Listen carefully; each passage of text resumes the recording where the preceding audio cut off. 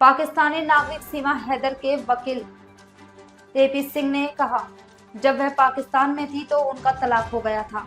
अपने पिता के निधन के बाद उन्होंने सचिन से दोस्ती की। नेपाल में उन्होंने सनातन धर्म के अनुसार शादी की।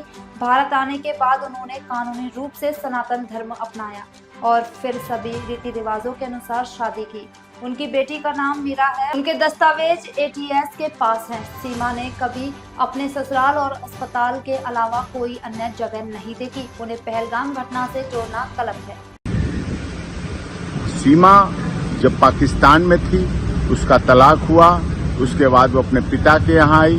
पिता की मौत के बाद सचिन से दोस्ती हुई। सचिन से दोस्ती के बाद उसने इस पाकिस्तान में रहते हुए सनातन धर्म ग्रहण किया। फिर नेपाल आई।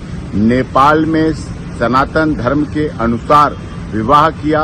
विवाह के बाद फिर पाकिस्तान गई। बच्चों को लेके नेपाल के रास्ते भारत आई। भारत में आकर फिर लीगली कन्वर्जन किया, हिंदू धर्म ग्रहण किया, जिसका हिंदू धर्म लीगल कन्वर्जन सर्टिफिकेट के आधार पर।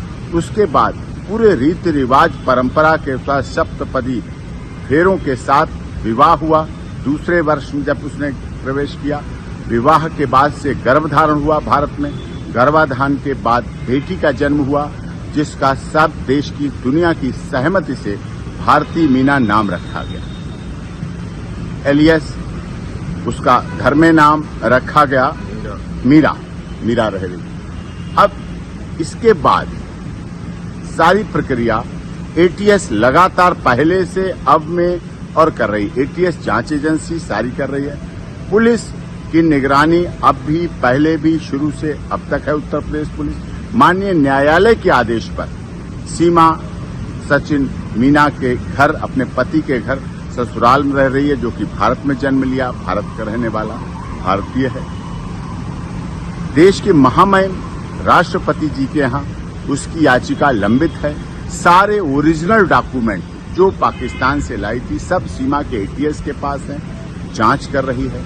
सीमा अपने ससुराल और अस्पताल के अलावा आज तक कहीं नहीं गई। पिछले दिनों जब से ये पहलगाम घटना हुई, उससे भी एक दिन पहले उसके तीसरी नंबर की बेटी को वायरल फीवर की वजह से डेंगू हुआ। डेंगू में प्लेटलेट्स बहुत डाउन हुए। अभी भी वो बेटी के लिए दोनों पति पत्नी परिवार के साथ हॉस्पिटल में है, इलाज चल रहा है लगातार। नवजात बच्ची उनके साथ है भारत में बेटी। उसका सर्टिफिकेट उत्तर प्रदेश की माननीय सरकार ने जारी कर रखा है, बर्थ सर्टिफिकेट, और उसके आधार पर है, भारत में रह रही है। उससे इसने पहलगाम की घटना, जो दुखद घटना है, उससे इसका जोड़ना बिल्कुल गलत है। जो लोग आलोचनावश ऐसा जोड़ रहे हैं, उसकी स्थिति को देखें। भारत की अब बहू है, मीना समाज की सम्मान है और रघुपुरा में रह रही है। देश की सरकार का, माननीय उत्तर प्रदेश की योगी आदित्यनाथ जी की सरकार का, केंद्र सरकार का सदैव उसने पालन किया है। एटीएस की तमाम जांच में सदैव भाग लिया है। पूरी जांच प्रक्रिया चल रही है, चली है। उसमें कहीं कोई उसको गलत और उस तरह से कुछ भी अब तक कोई कुछ नहीं मिले हैं। इसलिए उसके साथ उस घटना से न जोड़कर उसके साथ सिंपैथेटिक जीने दो, हमदर्दी, मानवतावादी, मानवाधिकारों की रक्षा करने की बात होनी चाहिए और इस पर अमल होना चाहिए।